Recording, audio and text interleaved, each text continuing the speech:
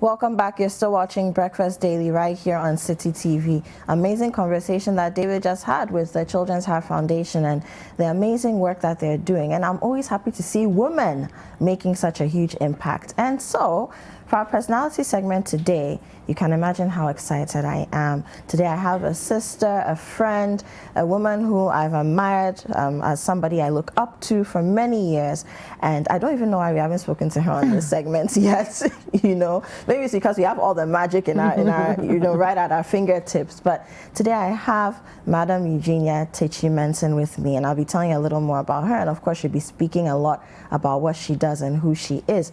But remember, this show is interactive. Use the hashtag Breakfast Daily. Send us a WhatsApp message on 0550-585-832. And of course, if you're texting us from beyond the borders of Ghana, prefix the number with the country code +233. And don't forget, we're also live on DSTV channel 363 and GoTV channel 182. So, I introduced my guest. Good morning. Good morning, Eugenia. How are you? I'm great, and Happy New Year. Happy New Year. Happy New Year. So, Eugenia, there are so many things that you're noted for.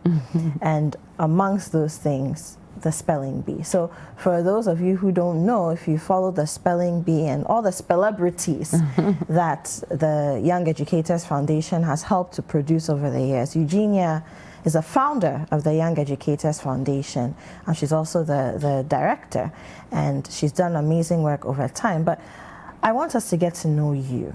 Okay. Let's talk about, we may not be remembering your mother's womb, but from as far back as you can remember, what was life like for you? What was it like growing up? Did you have siblings? What were your parents like? So, growing up, I remember very well because they were good memories, very good memories. I grew up in the 70s, 80s.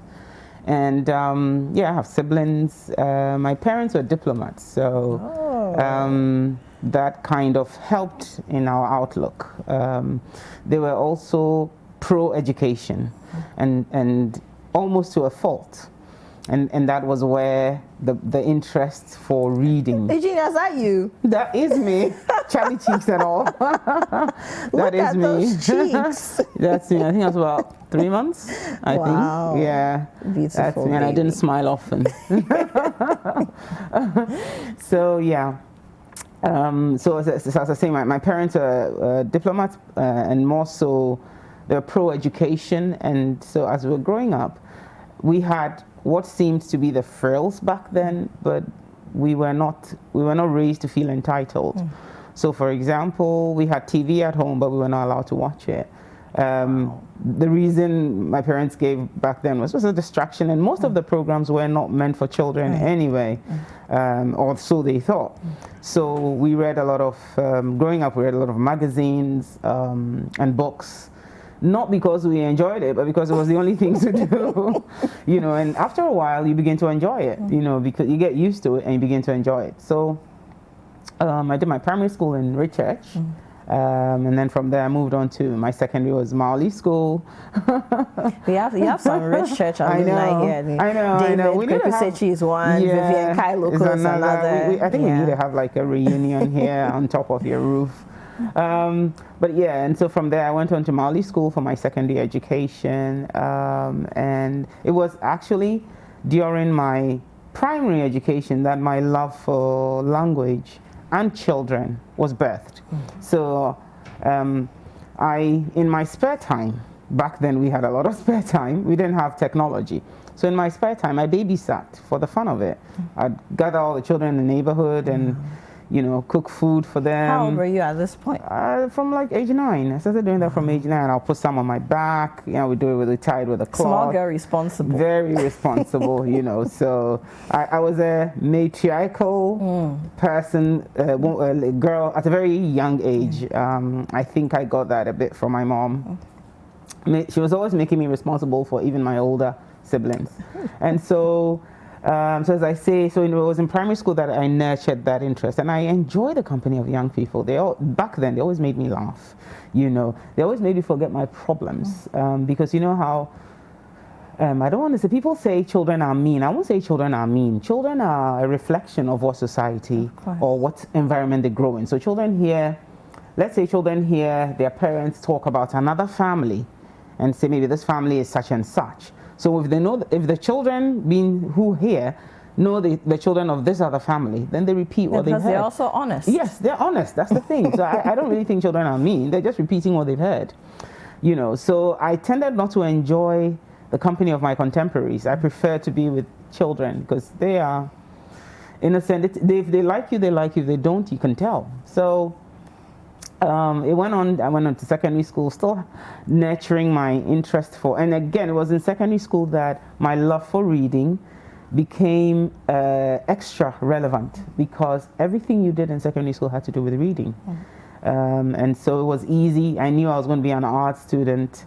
I didn't know what I wanted to be then, but I just knew I was going to do art. What were some of your favorite subjects? Oh, literature. Of course. I love literature. I didn't like prose though. I didn't like prose. I like poetry. I just didn't like prose. Well, I can't hold anything against anyone who likes poetry. I know. But what was it about poetry that you liked? It was the use of language. How the same one word, a simple word, could be used to mean something else. How it wasn't used obviously. Right. I think that was what I liked about poetry. It was flowery. It allowed you room. There was discretion, so you were being marked based on the invigilators or teachers' discretion. You were also being asked to interpret a poem based on your understanding, and I liked that subjectivity, which allowed for creativity. So poetry was definitely one. What are some of your favorite poets or some of your favorite poems? I like the Logoligi. Professor Tukwe. Yes, Logoligi logarithms. I love that one very much. I loved the ones by Dennis Brutus. I think that was my awakening. Yes, that was my awakening. Dennis Brutus is I believe he's still alive. He's still alive. Is a South African poet, and my goodness, his poems. But you developed a love for, in your poetry, love for poetry. You're talking about African poets. Yes. That's very interesting. Yes. You didn't mention Robert Frost. I didn't like them. I didn't like them because even Shakespeare you haven't mentioned. I didn't like them. I had to read them because we were going to write exams in them. I couldn't relate. I couldn't relate to the language. I couldn't relate to the themes in there. We're talking about weather, so we learned them, but it doesn't snow in Ghana. Yes, it doesn't snow in Ghana. So you had to obviously in our time, remembering that we didn't have technology, so you can't say let me go online and see what snow looks like, So the African ones were very relatable. I mean, going back to Dennis Brutus, he was talking about apartheid. And well, we hadn't experienced any such thing, but we knew what Africa was like. So when he was talking about the plain savannah you knew what that was about. So in fact, you've just drawn my attention to it that I ended up liking them. My favorite, one of my favorite books was written by Mariama Mba. So Long a Letter. I actually did my thesis based on So Long a Letter. You don't say. Yeah. And then Beggars Strike. I loved Beggars Strike. And every now and then I ask myself, even now I still ask myself, what will happen the day our beggars strike? And what the meanings it has. But yes, those were so literature was one, English language was another. I loved French. I love languages, so I did German, French. Tu parles français? Un peu. We don't use it. That's the sad part. Exactly. No one to speak. And so yes, so I was in Abidjan. I do trips to Abidjan quite often, and Côte d'Ivoire. And I was in Abidjan recently, and this was the comment an Ivorian made to me about Ghanaians. That they've observed that we write French very well. We just don't speak it. Exactly. So we just need to work on it then. So it means we're halfway because there. I can edit French papers. Yes. I can write them. Yes. I can read French. Yes. But speaking you can't speak it convincingly. Yes. So I loved languages. I also loved food science, and so I actually did food science. I love playing with food. I love to. So before it became what it is now, I loved to think of African food as cuisine. I like to present it as cuisine and not the usual way we put it. So I like it should be tidy. It should bits and bobs. I like that. So I did food science. And then moved on. So again, in my secondary school days, it was more discovering. Obviously, I was always hanging out with the juniors, my juniors, and so my contemporaries didn't think it was a good idea. They didn't really like me. Of course, how can you bring the juniors into our business? So I go to the juniors, you know. So I was always missing out, and then did my sixth form at Accra Academy's extramural. Interesting. Yes, I read again still arts, so economics. I thought economics was purely an arts reading. I didn't realize I didn't realize the sixth form it was all figures, you know. But I enjoyed it. I studied government as well. I was certain at that time I wanted to be a lawyer. Yes, and I literature. I majored in literature as well. And then after that, you know, I did my national service. National service is where the 1 year that you get to serve anywhere the government decides to post you. Where were you posted? I was posted to Trifo Praso. Okay, so let me ask a question. At this time, you know, today when people are posted to places, they go and they're able to change their postings. Was that a possibility back then? Oh, it was. People were doing that, but I didn't. Again, so we grew up in Accra. So don't forget, I had done the earlier part of my secondary education outside of Accra. So I went to Ho. But again, you were confined. Came back and did my sixth form in Accra. So I was ready to leave Accra again. So I chose Central Region. In our time, all you could do was choose the region. Okay. And then they tell you where. Normally, when you choose outside of Accra, whatever region you choose, you will get it. So I just said, you know, I don't want to go and beg anyone. I don't want to stay in Accra. I didn't like the stories we were hearing, you know, and the kinds of jobs people were doing. At that time, I felt I wanted to impact. So I chose the Central Region, and I got Trifo Hemang in the Praso district, and I was posted to a primary school. And I was sent straight to class 6, which is like a critical class. And here's me, I was going to be a teacher with no experience. I love children, I love reading, but it just wasn't going to work. So my first week, it didn't work. It just didn't work. There were language barriers. I was speaking English. The class 6 students back then in that school could not understand me well. So, but the language of instruction was English. Well, supposedly English. I choose my words advisedly. Yes. Supposedly English, and I'm not sure where the gap came, but they just couldn't get it. So you would do what we normally would do. You will speak and then say, "Do you understand?" We say yes, and then something just tells you they don't. So you go into chi and say "motiasi," and then you realize. So I had a conversation with the headmaster and said, "Look, I don't think I'm doing anything here. So can you move me to a younger class? We could read with them." So he sent me to a younger class, and that's all I did. We just read every day, and you know, with reading to younger children, it's more of pictures and verbs, because you're using acting, yes, and you use a lot of verbs, so they get used to it. So sit down, chat here, color this, do that, and that's how you pick language. It's full of verbs. So I did that, my national service, and it was through my national service. I like talking about this aspect of it because I want for people to realize how your opportunities could come in the form, you know, your opportunity could come in any shape. So obviously, normally after national service, you would go on to, in our time, you go on to your tertiary. But some of us wanted to work before going on to our tertiary. So I was doing my national service, and one day on my way to school, my footwear had come apart. So I saw a cobbler, a young boy, and I walked up to him and gave him my shoes. And we started chatting, and I realized he was speaking relatively good English. So I was like, "So what are you doing here? You should be in school." So he said he had passed his, was it BC, I think. And he got straight once, but there was no money at home because he lived with his half-blind grandmother. His parent, he was an orphan. So I thought, no, we can't. This is not right. This is not right. Yes, you're working, you're making money, and basically taking care of your grandmother. So we needed to do something about it. So I decided that I would then, then Joy FM had opened as a private radio station.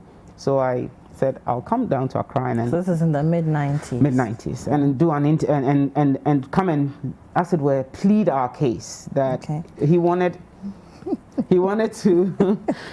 to go to, yes, so he wanted to attend Infantswim school. My father was an old boy, and I knew there were lots of Infantswim old boys who would love to help this boy. So I said, I just need a platform. So I went, I came down to Joy FM. Fortunately, the doors were open.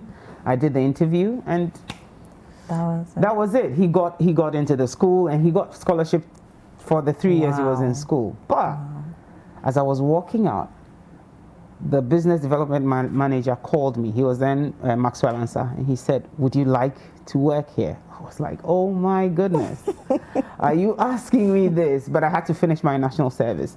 So I really like telling this story for a lot of young people to realize that, you know, the opportunities come in different shapes. And there's no formula. There's no formula, and you really must put others first. If I hadn't looked out for him, it wouldn't have led me, you know, to my career in media and where I find myself today. So it's that part of my life I like to share a lot.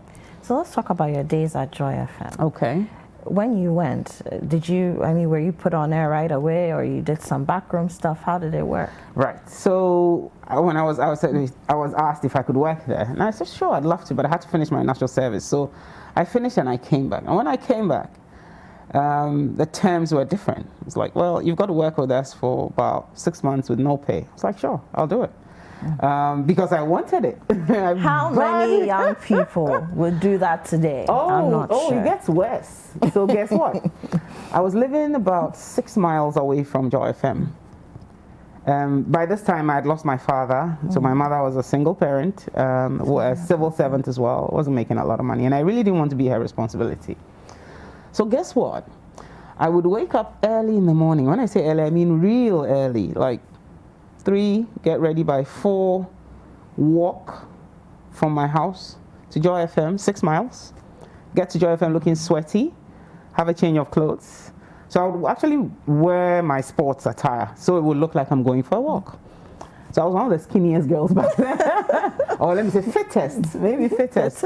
So yeah, I would walk, you know, get in, there's a bathroom, get changed, and join everybody like nothing happened. Wow. This went on for a month. Wow. Before there was a day the director of engineering on my way saw me and said, you know, well, do you want a lift? I said, sure, I'd like a lift. And so from then, I didn't need to walk to work.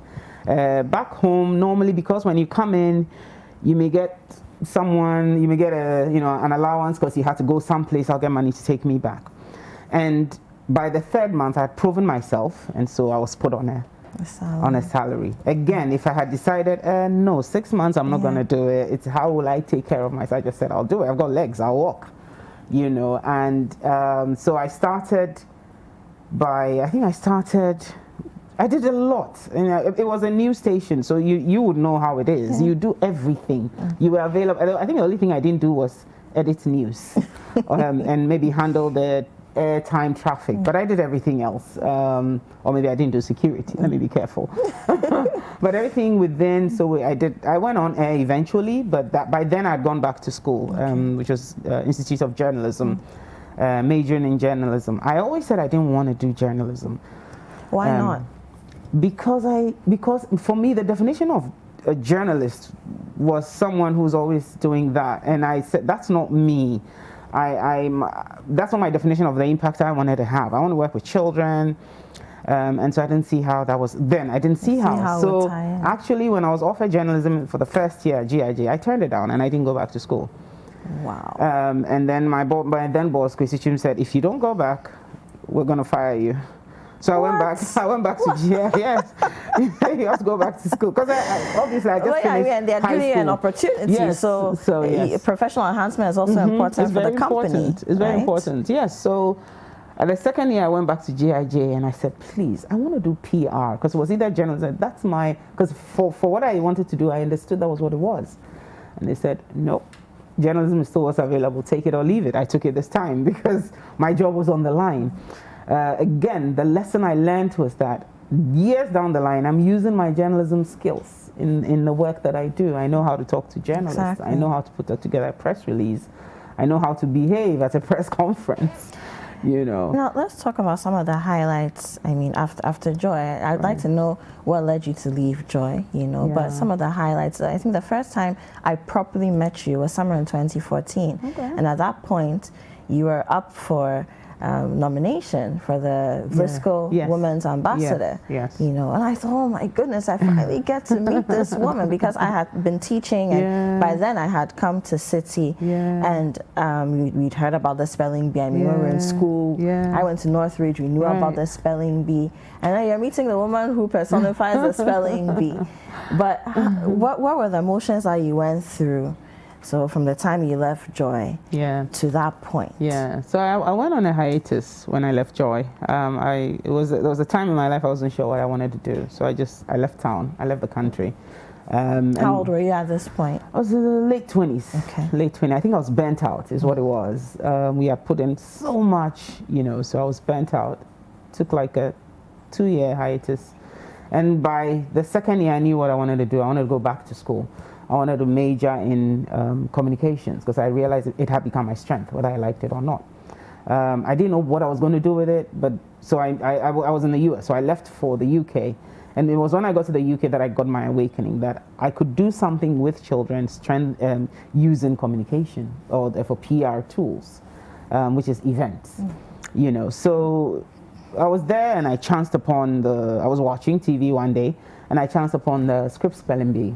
I thought, this is interesting, you know. And it's interesting because I was in the US for like 2 years and I hadn't seen it. And it's a US thing. It's a US program. It tells you how interested they are in their own programs.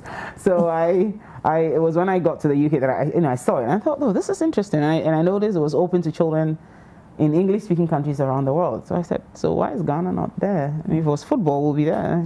If it was anything else, we'll be there. So I shot off an email to them and said, I'm representing Ghana, and we are English speaking and would like to have the franchise. So they said, sure, fill a form, we'll put on file, the usual. So I did, and I finished studying in the UK, and I left. I came down, and I was working. This was in the mid-2000s. So I was working. I worked with an events company, Charterhouse, and then moved from there to a car company, PHC Motors, and we had come to the end of the road at PHC Motors, the car company, and I wasn't sure what I was going to do. And I like talking about these things because people tend to think that even when you're an adult, you've got it figured out. But there are times where you don't. It's human, and it's okay. We just need to talk about it more often, though. So I wasn't sure what I was going to do. So I was leaving, I left the car company and I was basically in tears because I don't know what I'm going to do and I don't have a job. And I went home, picked the mail from the mailbox, and I got a letter. There was a letter from Scripps saying, what you applied for 3 years ago, it's yours now. Wow. I was so not ready. Wow. I was so not ready. So that's how I got the franchise for Scripps and started to run it. The first year, I honestly was not prepared for it. It was the last thing on my mind. I really didn't think they were going to come back. And they came back in such style. I think I had 6 months to prepare for a national program. It was mad. It was mad. I remember when I went to the U.S. Embassy to present it because it's an American program. So I went to, I remember very well the public affairs section lady who was there, and she looked at me and she said, do you know the Scripps spelling bee? I said, yeah, I watched it on TV. She said, no, but do you know it? I said, no. She said, it's an American culture. You are sure that that's what you're doing here? I said, are you sure you can? I said, we'll try. She said, okay, run it. If you get it, we will join you. Obviously, they have to be careful. Of course. So we ran it.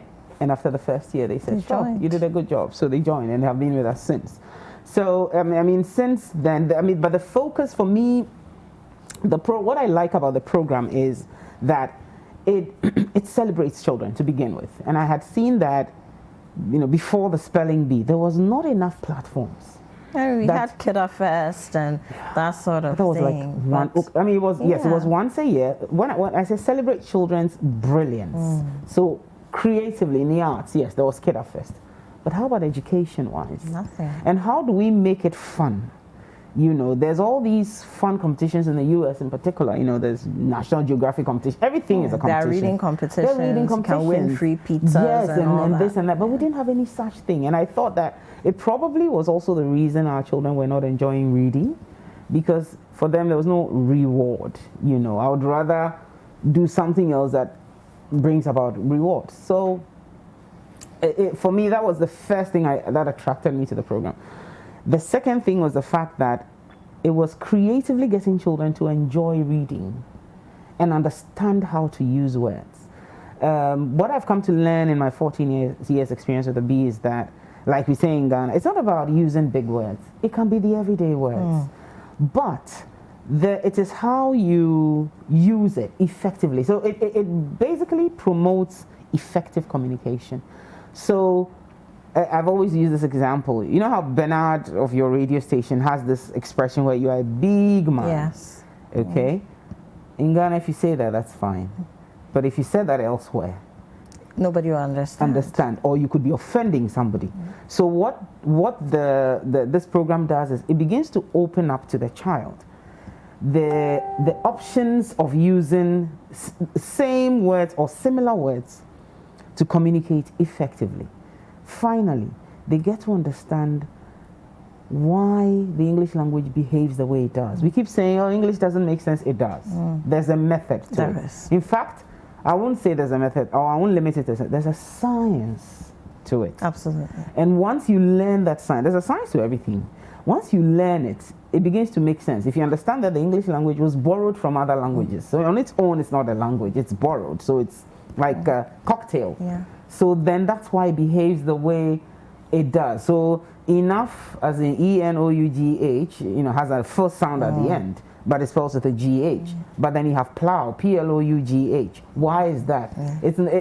So again, English is not phonetic in that sense. Phonetic, and under normal circumstances, you start with an F, but it starts with a PH.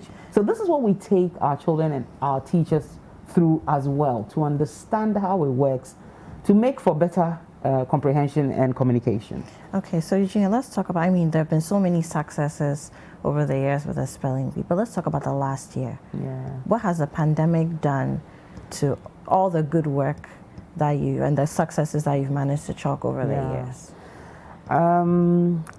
I will say that, the pandemic hit us all. No question about it. The 2020, for us in Ghana, we were able to hold the 2020 local spelling bee, but the scripts, the one in America, had to be cancelled. Of course. Because by then, the pandemic was raging. It was raging. And I will say that's my biggest regret, because our 2020 winner was from Tamale, the North. We met her here. Yes, we met her here.